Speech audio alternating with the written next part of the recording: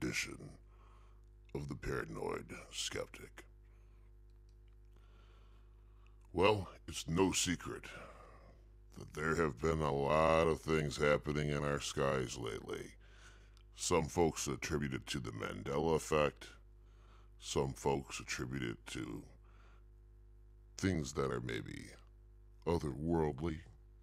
Some attribute it to military experiments. We don't know what they are, but we know that it's happening quite a bit, don't we? So, the reason why I bring this up is because I've been noticing it a lot in my area. Noticed hums, weird, frequencies. If you're gonna put any type of label on it, it would be a humming frequency, and it's rather loud. It's so loud in my area that it can actually drown out cars that are actually warming up out front. It definitely is an intrusion into my home. But the fact of the matter is that it's there, and there's a lot of these that are going on, and people are really wondering, what it's about. They want to know where the noise is coming from. They want to know who's making it, or if it's a natural occurrence. I again, when you have something with such frequency that's happening at such which is such a common occurrence on a daily basis, it's really hard for me to wrap my mind around the idea of it being tectonic shifting or anything along that lines. The other thing that's really been creepy is um, the horns. Have you heard about that? The trumpet horns. They're definitely making their way back into the news. And check this out. This is something I caught, and I want to share with you. Thought it was really crazy, but yeah, the trumpets over Texas.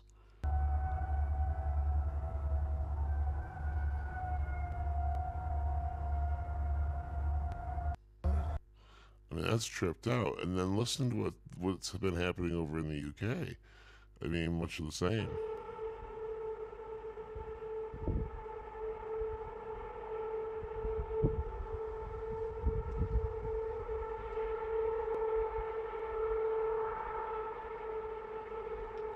I mean, the consistency on these things is really what's wild. Is that it's similar sounds. I mean, you can hear the air blowing. I mean, that one.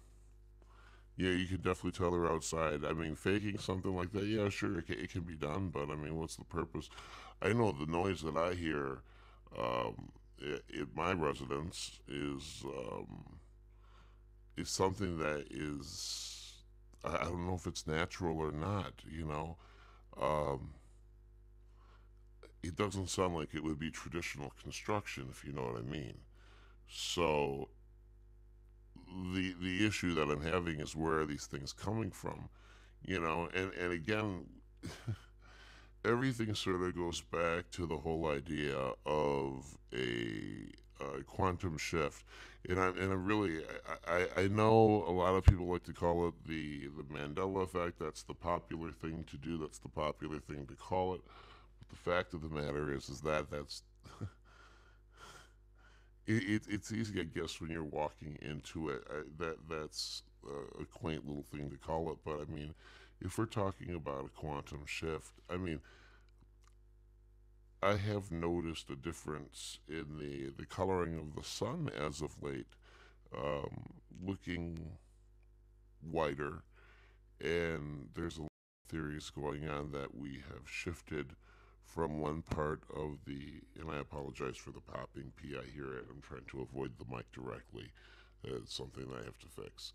Um, but the fact of the matter is that if we switch spots in the Milky Way, are we orbiting a sun that is similar in size but slightly different, with a different composition and a different makeup?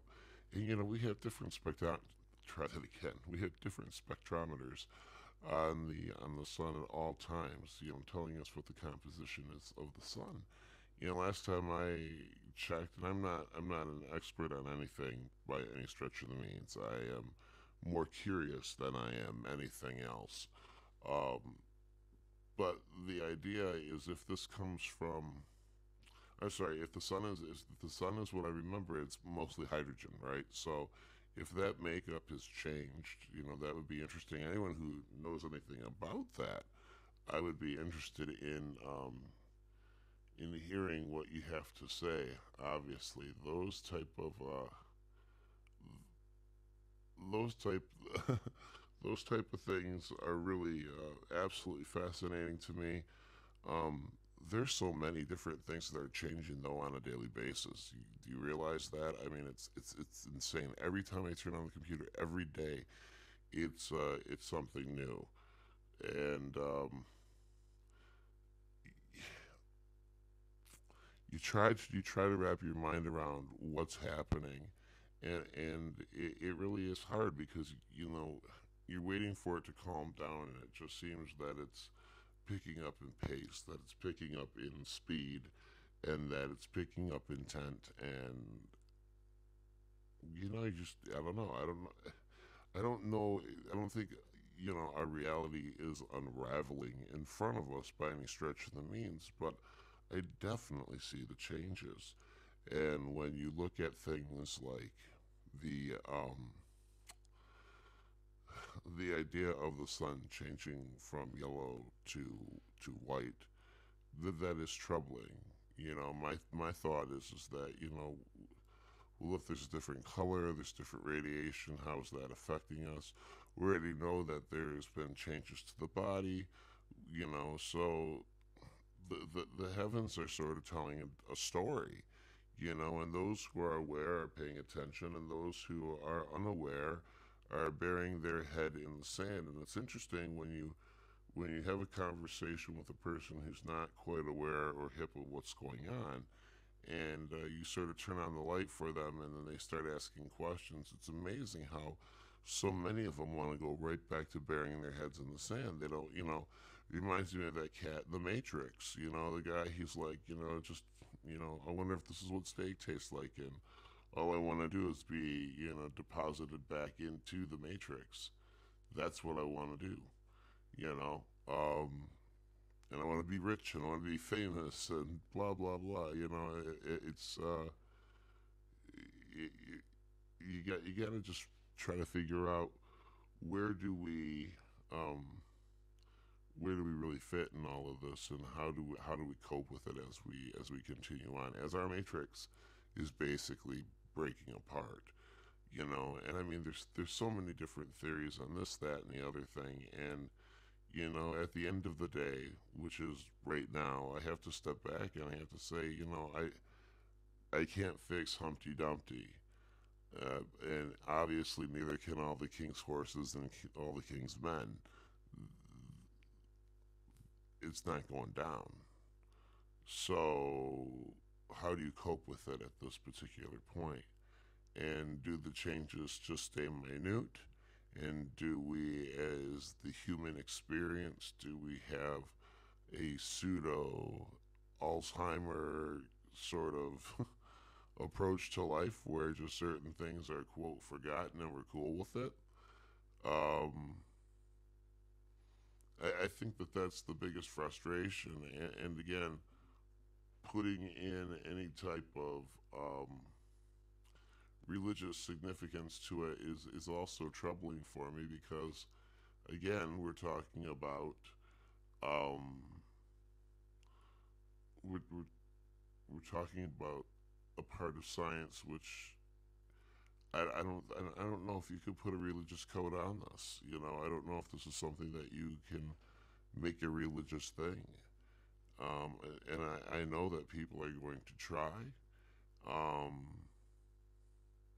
but the more that this advances, uh, the less religious I guess I'm getting about it, especially with the changes to the Bible, because basically what the uh, quantum shifting or the Mandela effect, for those more wearing that coat, um, where God is infallible, unchangeable, omnipresent, omnipotent, almighty, there's this paradox that's now been put into the mix, and it has basically challenged the idea of God. So this is sort of my issue with making it religious. I guess I want to understand it first before I go ahead and assign anything like that to it.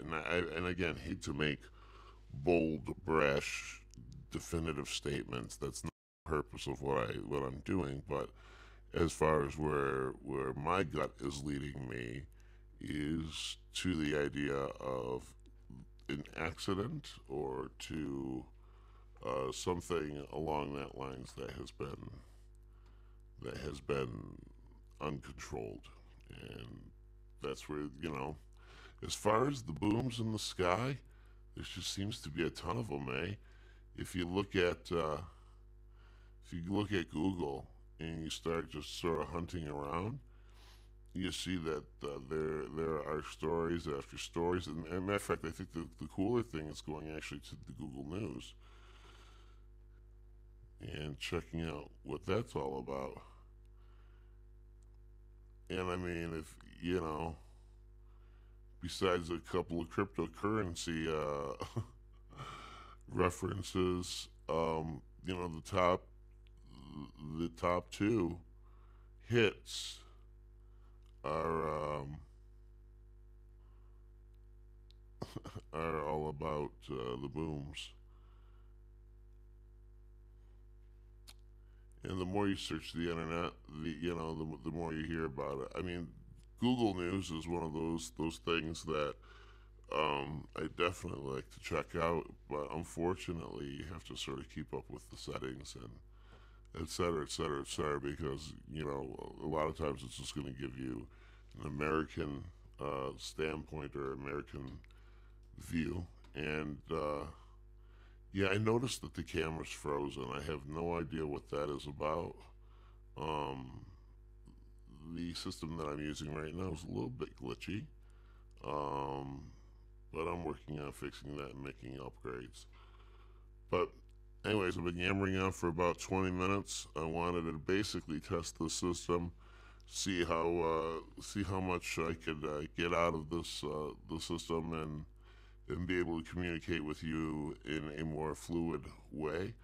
I'm not necessarily disliking the way that the that the camera froze, um, but nevertheless, hopefully next time we will be in full effect and be able to live stream and be able to talk to you on a more uh, fluid format. But thank you for joining me. I appreciate it. I really, really do. If you aren't subscribers to this channel, please do me a huge favor and become subscribers. The more people who take part in this, obviously, it gives me fuel to the fire and to keep going and to do even more. So we're constantly building, we're constantly changing, we're constantly upgrading, constantly making things move in a good progressive upward motion and movement. So thank you for joining me. You do rock. I appreciate you, and I will catch you on the next broadcast.